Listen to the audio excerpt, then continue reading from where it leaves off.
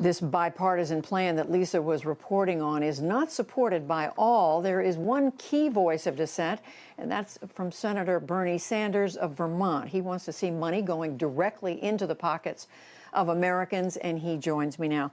Senator Sanders, thank you so much for joining us again. Tell us why you think this so-called direct payment is the way to go. How much should it be? How much does it cost? Well, Judy, I think you just gave the answer a moment ago. We are looking right now at the worst economic crisis facing working people since the Great Depression. I mean, we're talking about millions of people who have lost their jobs and their income. We're talking about tens of millions of people who face eviction. We're talking about half our population living paycheck to paycheck. People don't have any health care. And we're seeing a record-breaking level of hunger in the United States of America. People can't feed their kids. This is an emergency. And in an emergency, it is obligatory for the United States government to respond to the pain and needs of its people. Now, the bill that we are discussing right now has some good things in it, to be sure, but it is in terms of new money. It's a $900 billion bill. In terms of new money, as opposed to money carried over from the CARES Act, it's like $350 billion. Democrats have demanded over $2 trillion. What this bill does not do is provide one nickel in direct payment to adults. And I want to see $1,200, $500 for kids, and it only has $300 a week for unemployment supplement. So we've got to do a lot better than that if, in fact, we're going to address the very serious economic problems facing our people.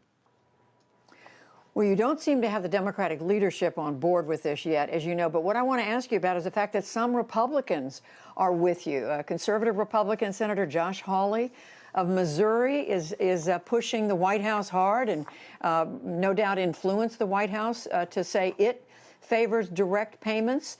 How unusual is it for you to be on the same side of this argument with them? Well, you know, the truth is that I think when pushed, for whatever reason, Donald Trump will, in fact, end up supporting a $1,200 direct payment for working class people in this country. And I think you're right. We have some Republican support, and you have, I think, at the end of the day, an overwhelming majority of Democratic senators who want to do this. But what has to happen right now, we have got to have the backbone to say very simply, we are not leaving Washington. We're not going home for the Christmas holidays unless we stand with the working families of this country who are in such terrible distress right now.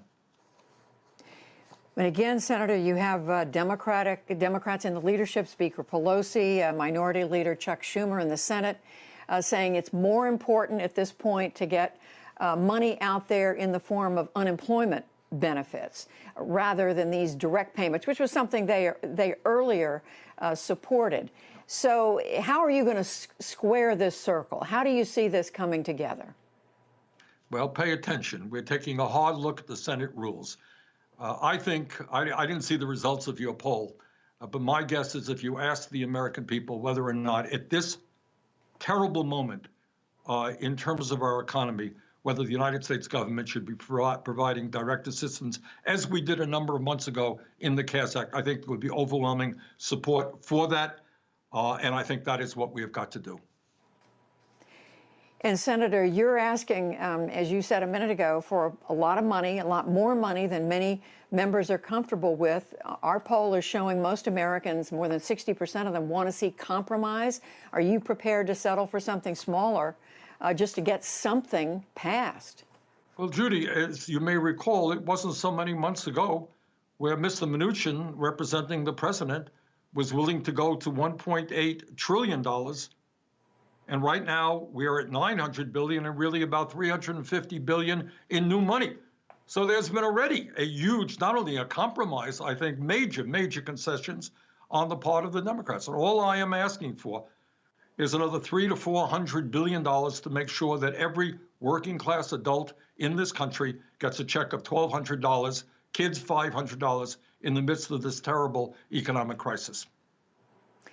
Well, there's no doubt this has looked a lot like a roller coaster over the last many months, Senator, since the House passed legislation back in May. But one other argument I want to raise with you quickly against direct payments is those saying that what they do is they end up helping people who may not all need help, that the most direct way to get it to the people who need money the most is to go with unemployment benefit for people who are out of work.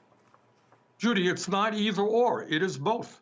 And one of the problems of the president's proposal the other day, they did away with virtually all supplementary aid for unemployment. That is outrageous. You got millions and millions of people today who are unemployed. They have no income. We cannot turn our back on them.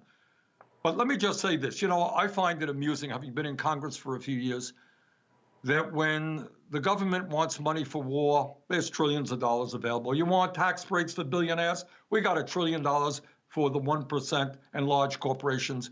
You want corporate welfare for the fossil fuel industry? We got hundreds of billions a year. But when it comes to making sure that the children in this country don't go hungry, suddenly everybody is very worried about money. Well, this is an unprecedented moment in American history. We got a pandemic, we have an economic crisis. Now is the time not to turn our backs on people who are suffering. And what I am asking for is, in fact, modest. It is less than what the Democratic leadership asked for several months ago, and less than what the White House agreed to. Well, we will certainly see what happens, both among the Democratic leadership and among the Republicans. Senator Bernie Sanders, we thank you very much. Thank you, Judy.